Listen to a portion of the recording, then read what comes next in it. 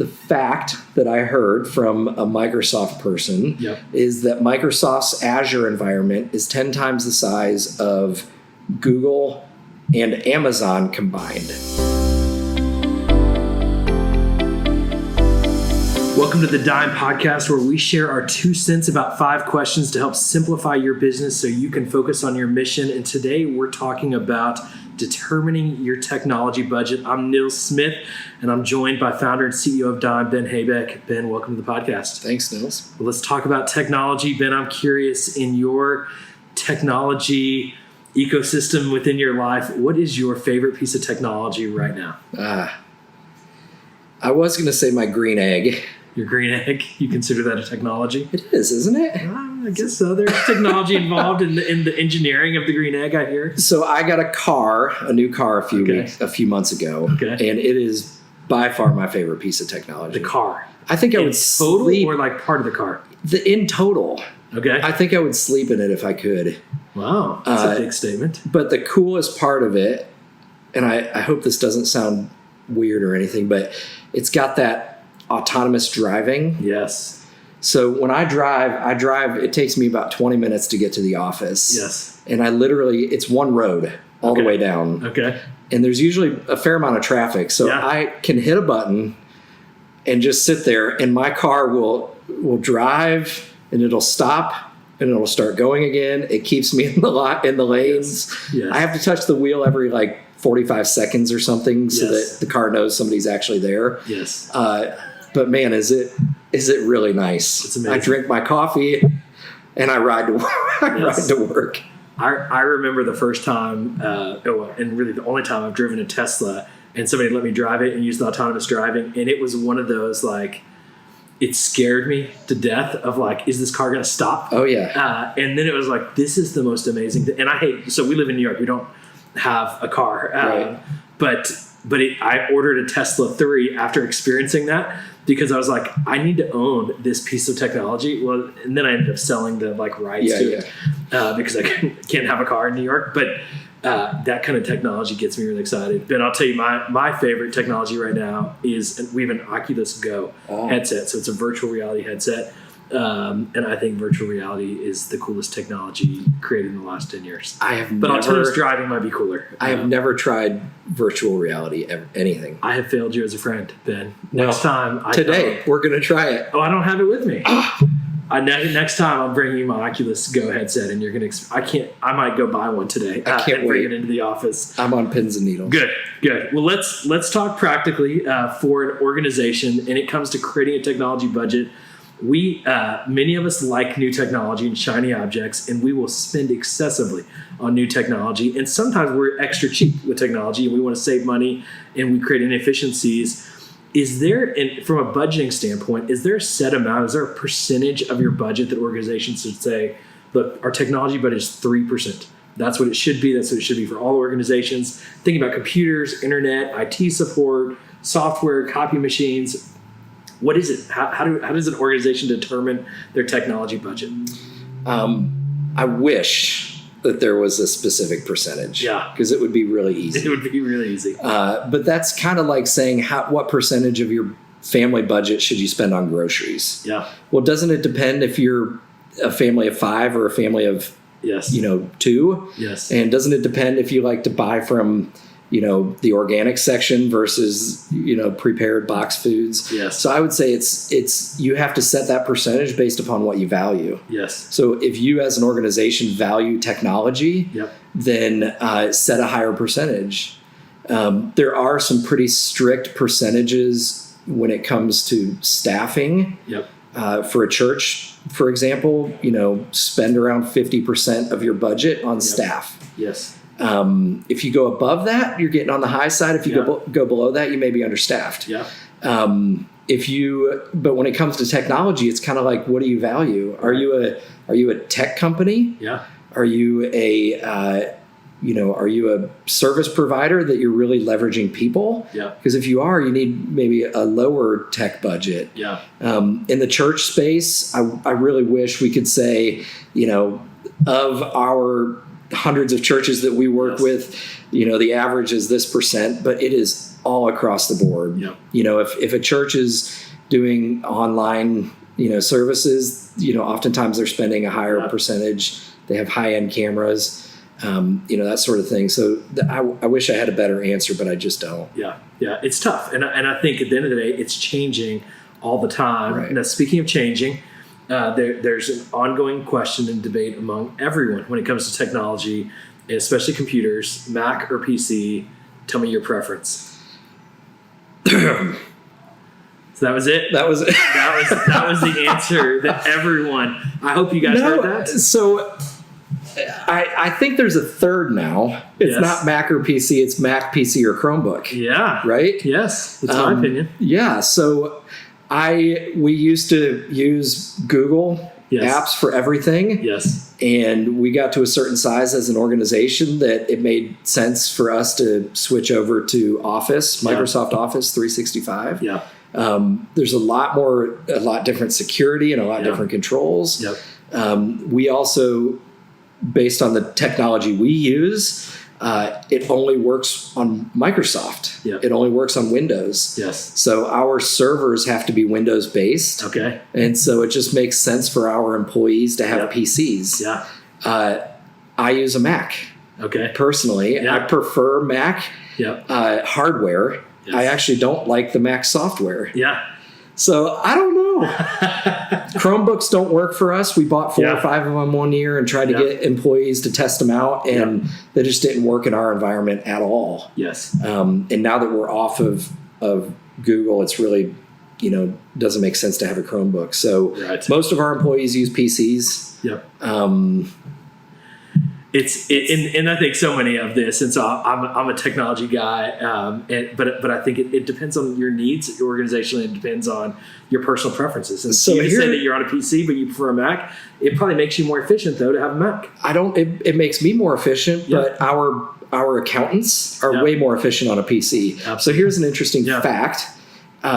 We host our servers in the Microsoft Azure environment, which is a really big, high-end server hosting environment. Yes. And the fact that I heard from a Microsoft person is that Microsoft's Azure environment is 10 times the size of Google and Amazon combined. Okay.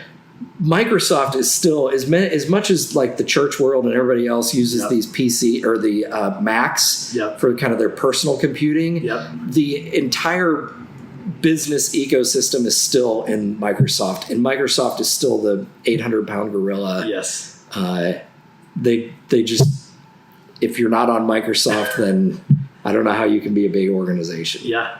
Yeah, there's a lot of reality to that. I am in the process, and so we're sitting right in front of me right now is a Chromebook and an Apple, and I've literally brought this Chromebook for $100. Yeah, and so I'm making the decision of, can I really function, and I'm having to use both right now because it cannot do everything I need for it to do, and I'm learning that.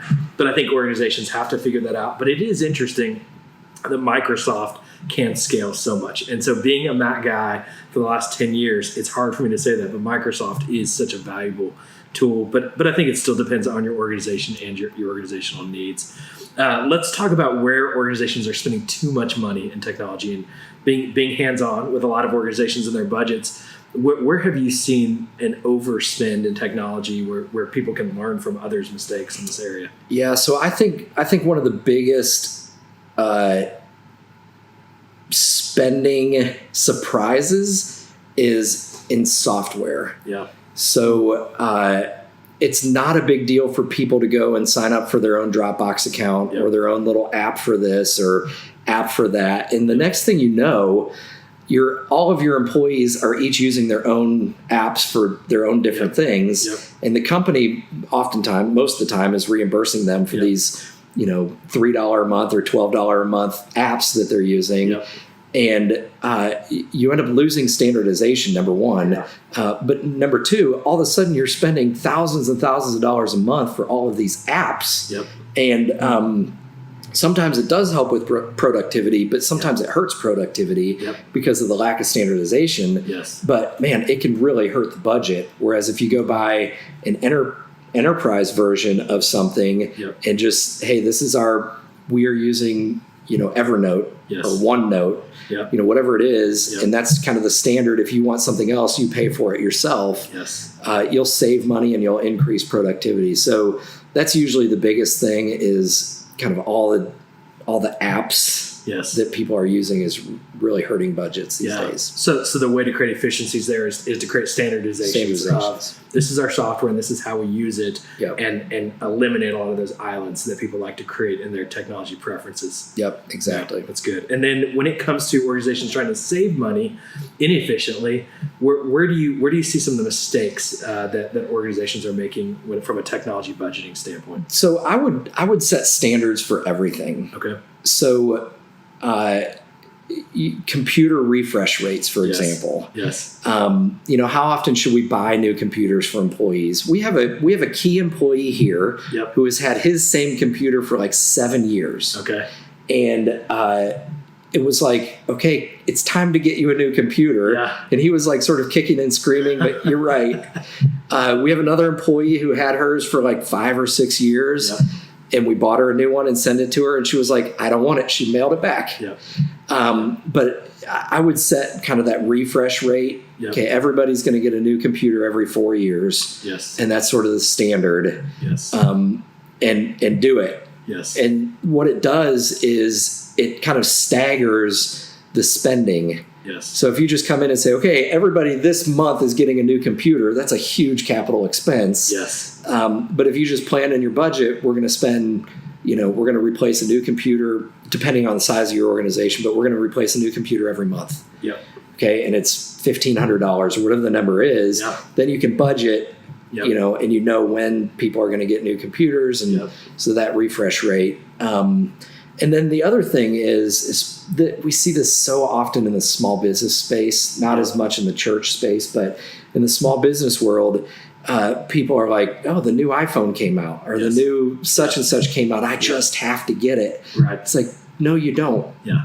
Just wait. Yeah. Wait till your renewal comes up. Yeah. Don't sign up for another contract so you can get the new shiny piece of technology. Yeah.